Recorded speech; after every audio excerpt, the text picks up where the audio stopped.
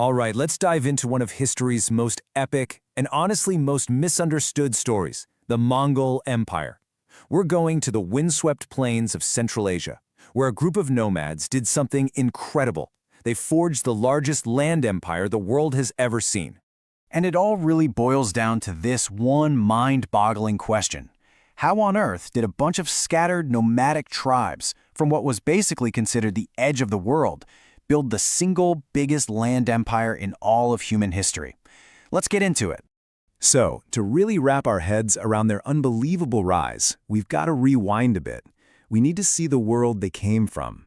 Let's paint a picture of the Mongolian steppe right before the empire was even a thought. Yeah, this was not some unified country. Picture this, a super harsh, unforgiving land, filled with dozens of different tribes that were always fighting. It was just this endless, brutal cycle of raids and revenge. No central leadership, no shared identity. The only constant was conflict. But you know how these stories go. Out of all that chaos, one person steps up. Someone with the vision and just the sheer will to change literally everything. This is where the Khan enters the picture. So, long before he was the legendary Genghis Khan, he was just a kid named Temujin. And man, his early life was anything but easy. His dad was murdered, his own tribe just abandoned his family. He was forced to fight for everything. But all that hardship, that's exactly what forged him into a survivor, a leader, and ultimately, a unifier. So how does a guy go from total outcast to emperor? Well, it didn't happen overnight, that's for sure. It was a slow, calculated climb. Through the 1180s, he starts making friends, building these strategic alliances, and people start to notice, hey, this guy's a military genius. Then in the 1190s, he just starts taking down his rivals one by one. It all leads to this massive moment in 1206 when he's named Genghis Khan, the universal ruler of all the Mongol people, uniting them for the very first time. Okay, so the Mongols are finally united under one leader. Now what? Well, they turn their sights outward. And this is where the story just explodes onto the world stage. Get ready for the Mongol war machine. Get ready for this number. 24 million square kilometers. Just let that sink in for a second.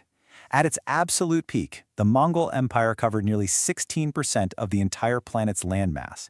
We're talking from Eastern Europe all the way to the Sea of Japan. It was, quite literally, an empire built on horseback. So, the big question is, how did they pull this off?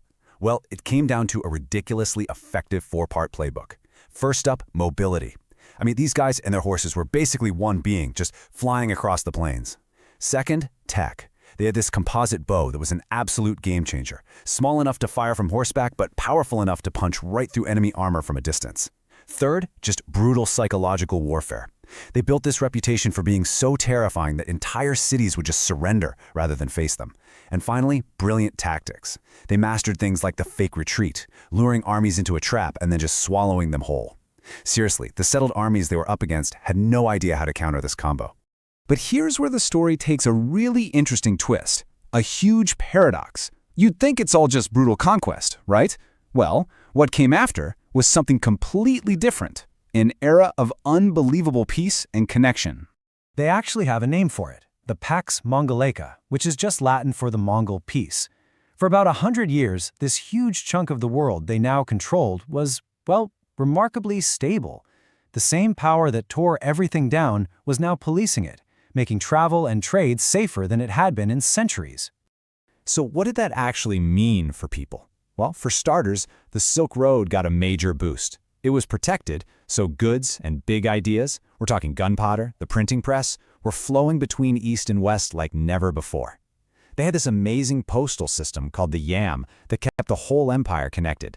And they practiced widespread religious tolerance, and maybe most importantly, they had a unified legal code called the Yasa, which protected trade routes. In a lot of ways, you could argue they created the world's first great era of globalization.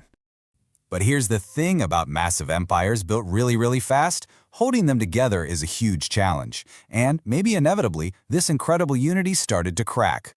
The first signs of trouble popped up right after Genghis Khan himself died in 1227. Power got split between his sons, which is always tricky.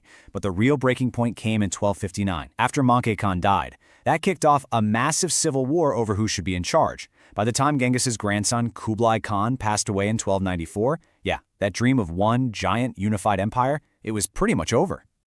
So what happened to it? Well, the empire didn't just vanish. It split into 4 huge new states, or khanates. You had the Yuan dynasty in China, the Golden Horde over in Russia and Eastern Europe, the Ilkhanate in Persia, and the Chagatai Khanate right in Central Asia.